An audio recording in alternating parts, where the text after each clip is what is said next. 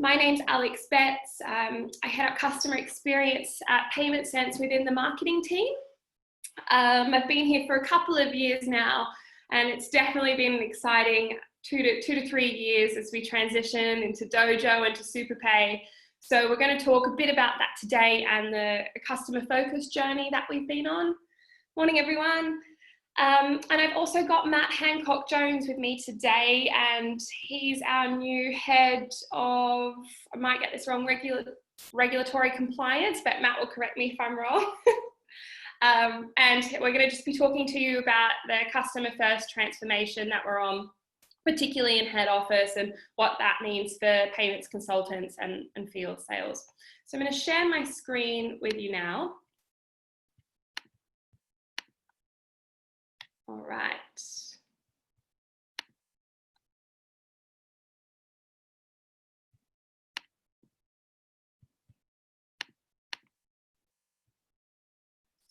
Okay. Right, so customer first, probably a term you're all starting to hear a lot more, which is a good thing. That's what we want. I said in a town hall to staff the other day that if they're getting sick of hearing customer first, that's even better. It's something we want to be really loud and proud about this year.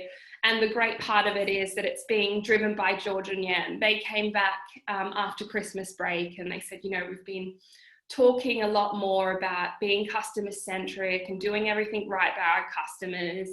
And now just feels like the year that we really need to focus on that and really cement that culture across all staff.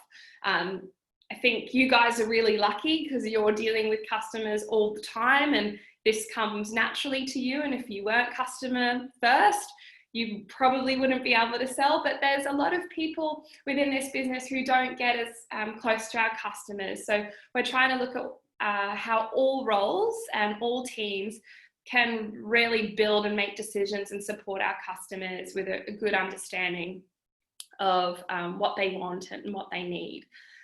So customer first is just a term that we're using to describe our energy this year on making that everything we do is built on an understanding of our customers. Our people understand their insights, understand how they run their business, in tune with what their problems are and how they can solve them. Our brand really focuses on the value that we can create for customers in a way that we haven't done before. It's not just about price anymore. There's lots more that we're doing for customers. And our products and services are built with a really strong understanding of what they need and the tools that they need to run their business. So this year, Customer First is a program that we're spending a lot of time and energy on gaining momentum. And then once we're up and running, it should just be part of our DNA. Customer First is everything that we do. So please start using that language and spreading this buzzword throughout our field sales as well.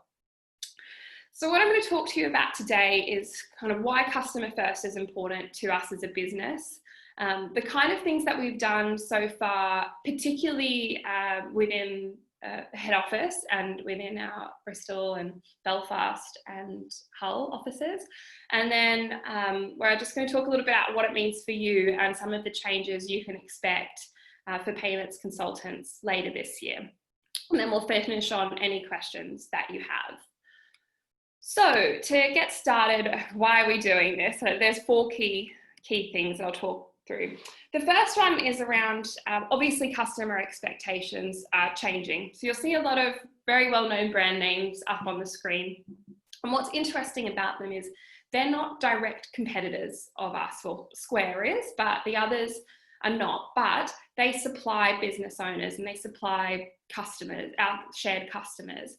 So what that means is customers are starting to bring the expectations of the service that they want and what's important to them, such as speed and personalization and customer service, to our product as well. So when I first started back in late 2017, the conversation was all about WorldPay. So what are WorldPay doing? How can we beat WorldPay? And I don't know about you, but they're kind of a brand we don't even talk that much about anymore. We're looking beyond our direct competitors and looking at what these disruptors are doing and what the tech providers are doing that are really disrupting the market. And that's where we want to position ourselves this year. And we want to be able to respond and get ahead of customer expectations in a way that we haven't before. The second reason is obviously the business benefits are undeniable. Obviously, we'll be able to build better products and services if we understand our customers better. We'll be able to reduce costs through innovation. So we're not just going to go throw at the wall and see what sticks, and if it doesn't move on, we'll have much more confidence in what we're doing through our products and services. Obviously, that increases revenue and that increases sales. And if you can sell on service and sell on a customer first reputation, then that's great news. Churn is something we really want to tackle, and making sure that once we spend a lot of time and money and energy on bringing these customers on board, how do we keep them? And then lastly, the increasing advocacy and trust. So once they're in, are they telling people about it? I know so many of you build your business purely out of referrals. And I love it when I go to a high street and I go into one shop and I see Payment Sense, and then I know that the next 6 neighbors are all going to have it as well. So really want to be building advocacy and referrals, particularly in Dojo as well. And we want an industry-leading reputation. I mean, I've put up here First Direct. I don't know if any of you bank with them, but I mean, that's just such a cheeky campaign. I love it. Like, gutted, we only won 10 of 12 Uswitch awards, and that's pretty cool. Like, we want to be that kind of company. When you hear Dojo, you know, oh, that's a company that delivers great service. No one wants bad reviews on Trustpilot. It doesn't help anybody. We want that to be 5 stars. We want that to be leading, and all of those other online blog reviews and channels. We don't want to just be the cheapest. We want to be known for having the best product solutions and providing the most value and the best service, because as we all know, that's what's most important at the end of the day. If a customer can't trade and is wasting time, then it's no good. And the last fourth bit, is that our regulatory environment hasn't changed. And I know Hugo spoke about this briefly at our last webinar, but Matt will explain our new regulatory environment, and that brings with it a lot more responsibilities on customer transparency and terminology. And we've all got a lot more we have to consider than we previously had to as an ISO under Payment Sense.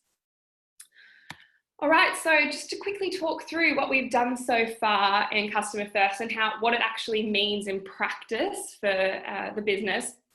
So the first thing I think we need to talk about before looking at what we've done is take you on a bit of a journey of where Payment Sense has been over the last 10 years. I think it's really important that we acknowledge that we've always been a customer first business. We've always, that was our point of difference, is that we were looking out for SMEs and we were giving them a better solution than what the banks were. But this time we've got the product right, our people right, and our brand right. So we can really be loud and proud about customer first. This is the time.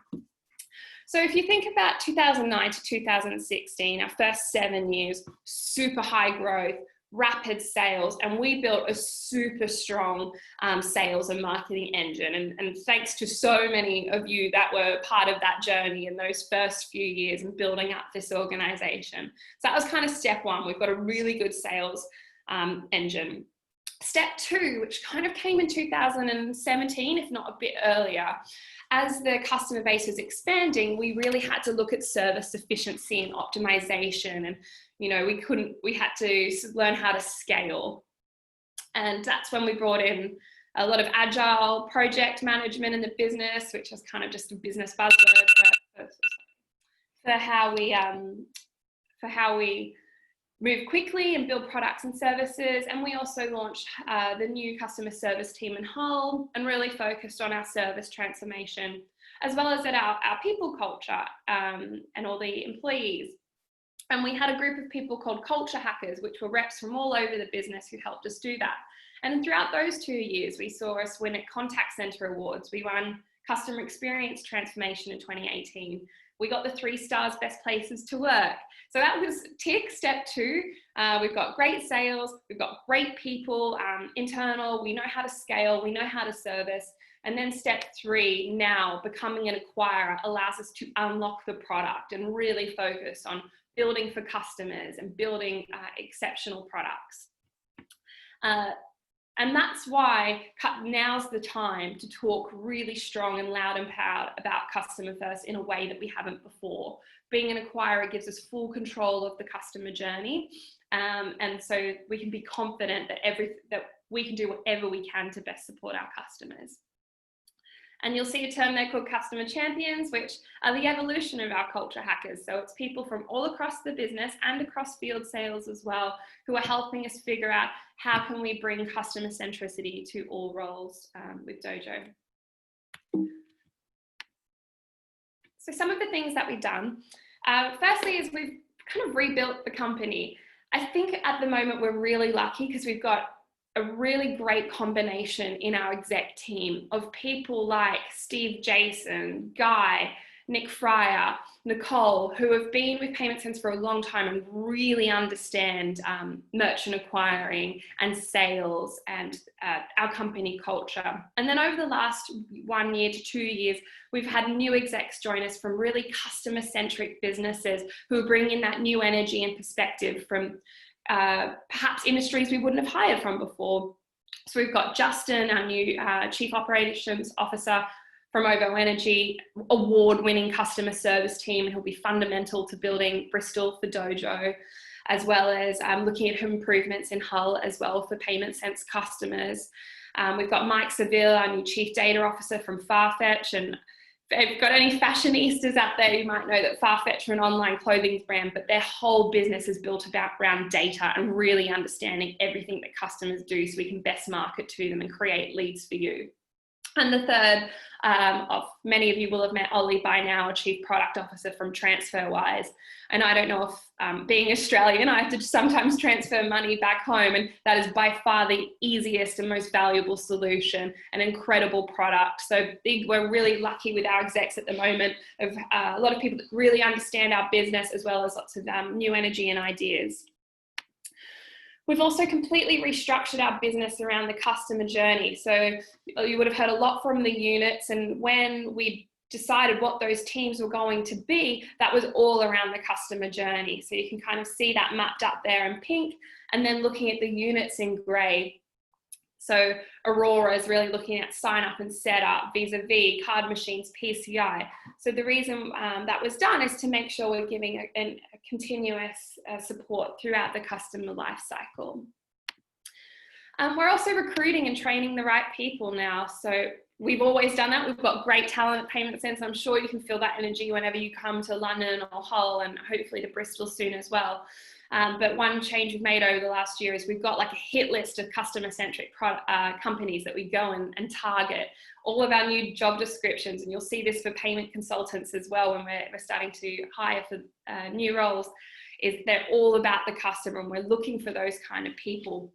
And then when new starters join our business, they're learning all about this journey. They're learning all about your role on day one. So people aren't going to take as long to get up to speed around what we're trying to do. They're going to a full day induction and learning all about what it's like to be a payments consultant, what it's like on the front line in customer service, and learning what drives satisfaction for our customers.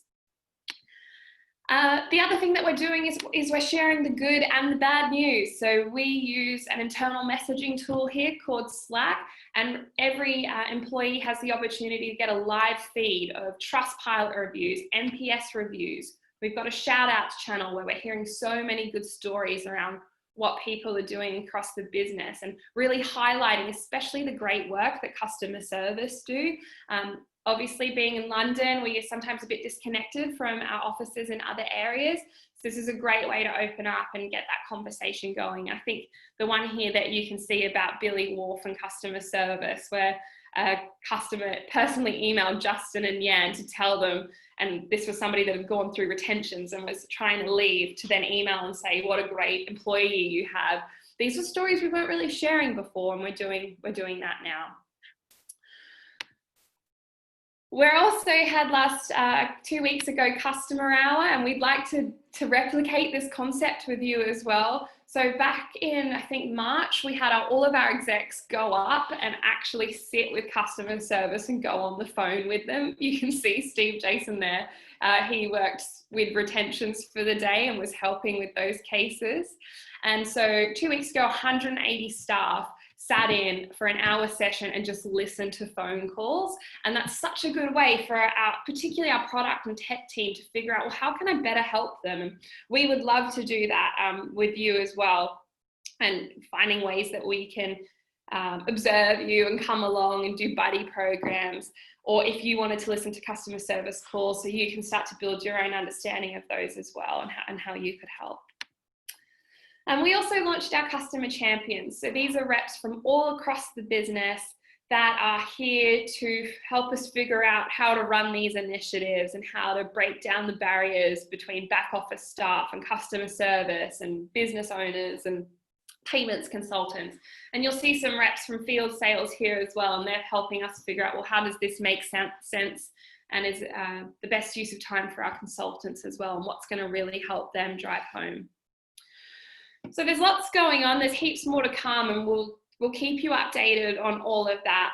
Before I continue on to what you can expect over the next couple of months in our Customer First program, I'd like to introduce you to Matt Hancock-Jones. If you could log on, please, Matt. Oh. Yeah. Hello. Hi there, can you hear me? Yeah, I can hear you. I'm not able to use my video. It's to do with the host. No worries. So I think what will be easiest then, if you just tell me when you want me to move slides, and you can just talk over the top of them. That would be great. Thank you so much. Hi, everyone. My name is Matt. I've been with the Payment Sense for about 6 weeks now. I'm a financial regulation lawyer. Specialize in things like banking, payments, credit, that kind of stuff. And kind of my role here, it's kind of leading the compliance function, is to kind of help the sort of new Dojo business and also the old ISO business to sort of start to kind of think again about how we, how we kind of deal with our kind of regulatory authorities here, and the things that those things all kind of tie back into sort of customer first as well. So I've kind of set out very briefly here our kind of main sort of regulatory authorities and bodies. Alex, if you could just please click. Thank you very much. At the top there's the FCA, which you probably already started to hear about. So what the FCA kind of governs really for a business like ours are around, what it calls the principles of good regulation, which basically means, treating our customers fairly. It means having the right sort of policies and procedures in place for the types of businesses and the types of business that we do here. And it also kind of thinks about things like how we handle complaints and those kind of instances where things go wrong as well. Just in grey there, I've kind of called out the fact that we also have obligations with the Information Commissioner's Office, which governs things like data protection. So, if you send emails to the wrong person, or if you attach something and it shouldn't have been there as an attachment, and those are the kind of issues that the ICO gets involved with. At the bottom there in blue is the Financial Ombudsman Service. So they very much kind of step in our sort of customer complaints, to the extent that they ever go to the Ombudsman if our customer's not happy with the resolution that they've had from us. So we tend to deal with the FOS, fairly rarely here, which is great, but in certain instances, those customers may well feel that they have to kind of escalate those complaints. And then in yellow there, just kind of mentioning, you've probably all heard of the Treasury. So we deal with them in relation to things like anti-money laundering and fraud and that kind of stuff. So again, as an ISO and also as an electronic money institution, or Dojo, these are the things that we need to be mindful of when we're onboarding merchants, and just making sure that we're capturing the right information from them. So that then helps us to kind of satisfy those rules around financial crime. Could you, another slide please? Thank you. Very briefly, we in the regulatory compliance team here focus on a whole range of issues. So I won't go into all of them, but kind of, you know, at high level, we kind of take the sort of rules, legal and regulatory and guidance, and try to turn that into the policies and procedures that hopefully you will come to use. And you know, hopefully those policies aren't just kind of sitting in a drawer, kind of virtual or otherwise, but that hopefully, you know, if you're not sure how to do something, that then kind of it's envisaged that that you'll be able to find the answer there. So you'll kind of see over the next kind of 3 to 6 months that will start to be you know, much more of a focus on kind of making sure that people have kind of seen certain policies and procedures that that may apply to them, and that, yeah, if you're in any way unsure, please do sort of get in touch. And you know, we also in compliance have a look out to kind of legal and regulatory changes that we need to be bothered about in the business and the things that we need to care about. So you know, when you're kind of out there sort of, you know, we will then kind of help to support that if there are any kind of legal and regulatory changes that you need to be mindful of. I mean, in the new Dojo business, like, we are now kind of responsible for a lot more than the ISO business. And so it's just kind of working with you all to kind of, you know, put sort of greater guidance and greater structure in place. Cool. And then, yeah, just very briefly, the one thing that the FCA cares about quite a lot is that when we're dealing with customers, that we act in what's called a clear, fair and not misleading way.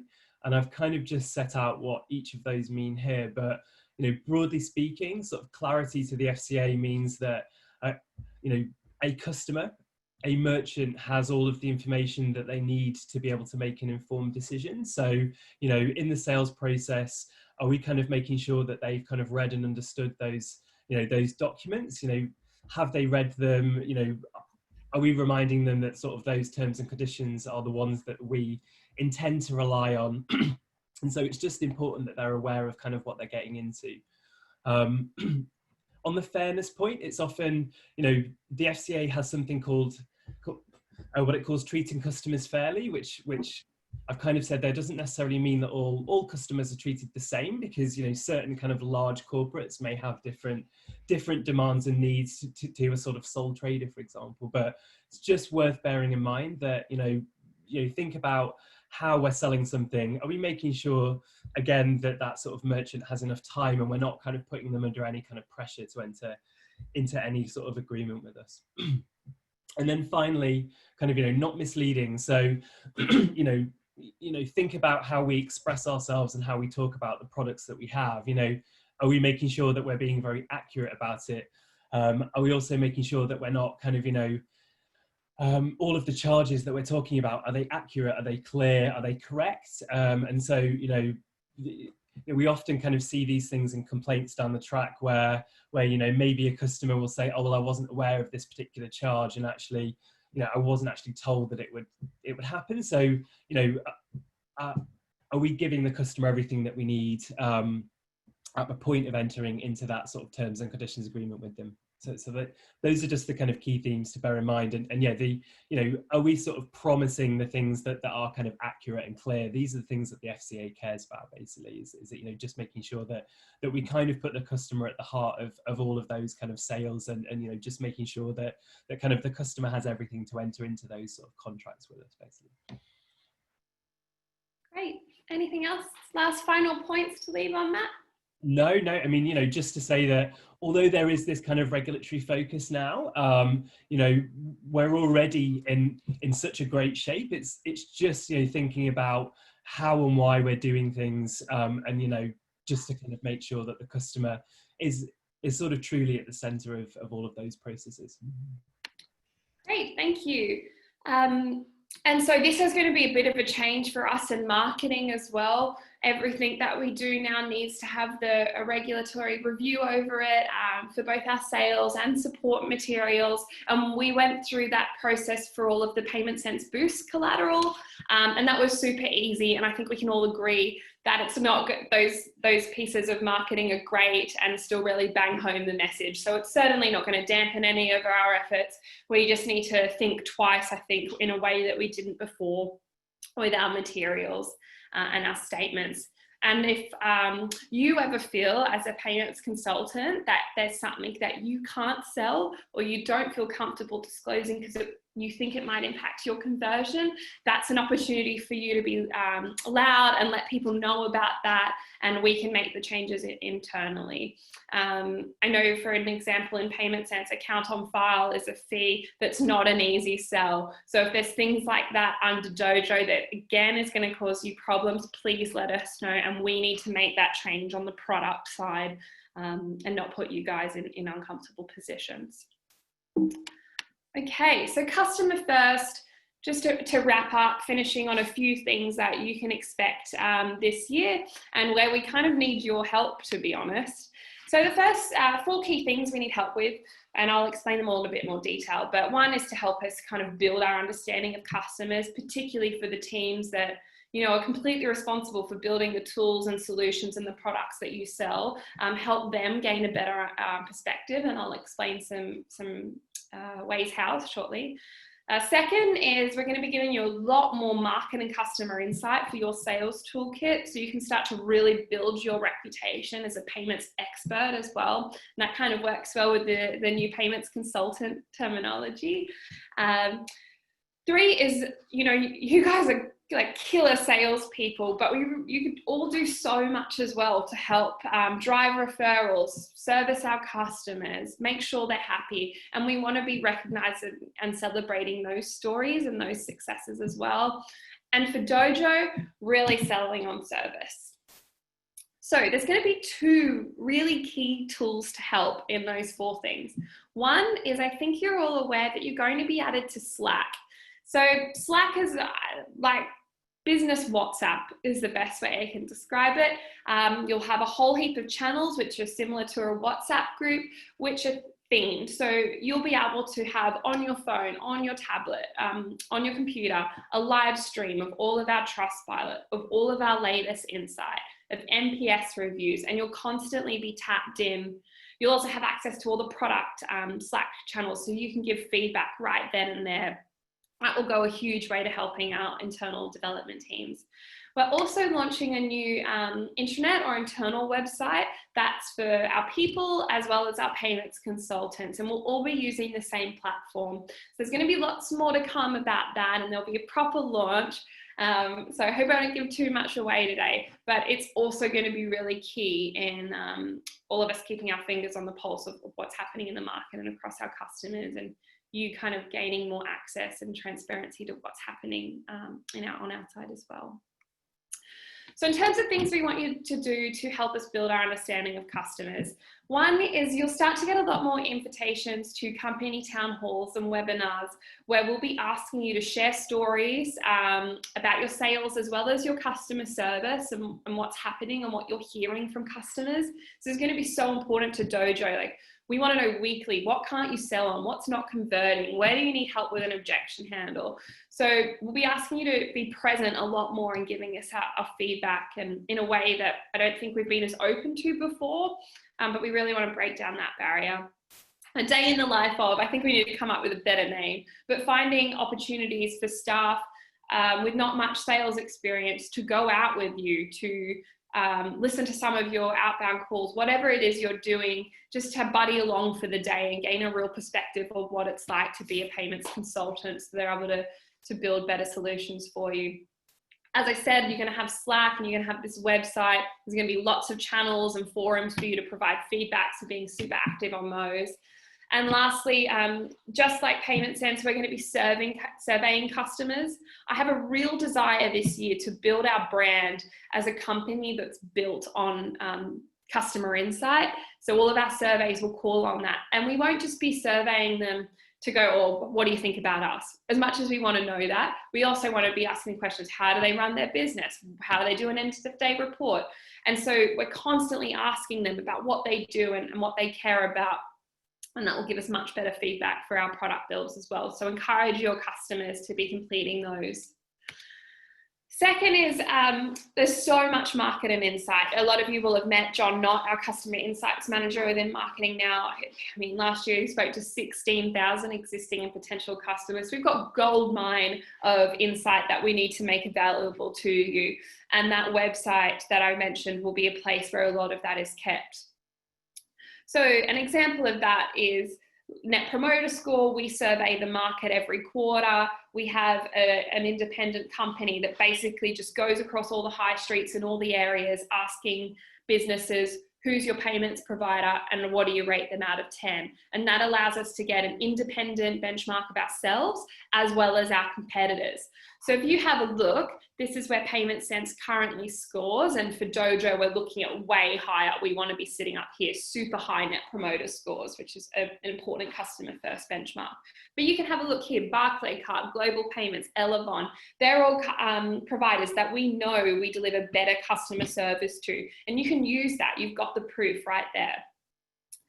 Another is looking at our customer base and where we're growing, and who are the competitors you need to look out for, and who are the ones that people are dropping off and they're losing share. So we need to target. If you see those, you might have an easier sale there. So there's lots of tools that we need to make easier for you to access and to help you plan and your sales strategy for the quarter or the month.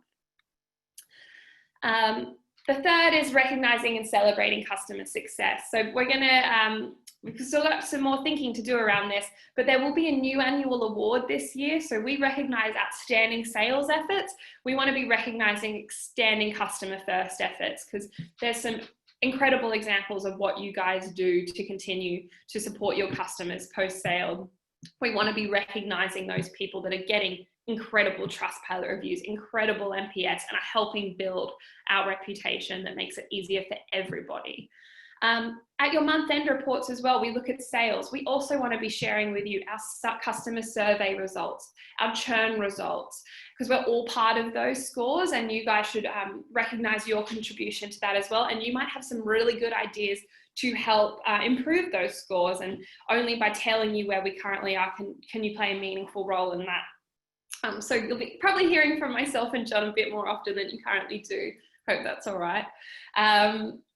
Share your stories, like with Slack. If you've heard about a colleague doing something incredible, or RSMs have heard about something that you're doing, we want to hear that, and we want George and Yan to be hearing those stories as well. And we'll be giving you that live stream of constant feedback around what customer problems are, and what just might be one comment to us. You can help explain why they've said that. Here's what you're hearing from your customers, and bringing that commentary alive for us. An example of that is looking at CSAT, which is basically when we ask customers to rate our service on a 1 to 5 scale. So you can see since September last year, we're steadily increasing on value for money, on support and guidance, on setup of the machine. And a lot of your feedback helps contribute to that. So we want to give you the confidence that we're moving in the right direction. You can really believe in our product because you know it's working as well. And so if this is what we look like for Payment Sense, imagine what it's going to be like for Dojo. And the final thing is just help build our reputation of an incredible customer first company. For Trustpilot, we're still building out what that strategy will be for Dojo, but there will be a separate Dojo Trustpilot. We need to build into Mothership for you ways for you to easily send referrals like you currently can, rebuilding out those microsites for you under Dojo, but looking at all the different ways that we can trigger those referrals really easily for you, and then making sure that you're getting that live feedback into your inbox or your Slack account as well, and you can see how you're performing. The other bit is, I should say as well, if we're creating a lot more transparency around reviews and celebrating the success stories, we're also going to be a lot more critical and apply a lot more investigation to negative reviews as well. And we'll be escalating those with the consultant if we're seeing commentary around sales or anything that's personal to, and just understand what happened and what can we all do better to prevent that happening next time. Right now, in Payment Sense, we kind of just go 1-star review. Let's just add some more green 5-star reviews, but we really want to be problem solving why we're getting these 1-star reviews and what can we be doing and how can we support either service or the consultant or product to avoid that in the future. And then the last is Dojo customer support. I mean, there's going to be opportunities for you to meet the team out in Bristol, but they're incredible. With a much more simplified product, our online help center is going to be a lot easier for customers to use. Under Payment Sense, it's like my team looks after it. It's really tricky to make simple to navigate when you're accommodating for service differences between Valitor, First Data, Spire, Ingenico. It's so much for a customer to navigate, but when it's We're the acquirer and you have a PAX card machine, it's a lot easier to explain our service elements through online support and create online forms. So what my ask of you is don't feel like you have to carry the world on your shoulders and continuing to provide customer service to your customers post-sale. You know, you'll have a team that you can really trust. Drive them to visit the online help center for questions and, you know, free up your time as well with that customer. And so then when you're dealing with them, it's a check-in, it's a friendly conversation, not feeling like you have to troubleshoot for them so much. So they're the kind of 4 major things that you're going to see a lot more of this year. I know we've gone through a lot of content, some of it not as relevant to your day-to-day, but I think it's important that you understand the journey that the whole business is on and the culture change, because we're all a part of this, and customer first is all of our responsibility. So I hope it's given a bit more context if you've been hearing that term a lot more in webinars and with the leadership team, what we're trying to do here. So that's pretty much all the content I had for you.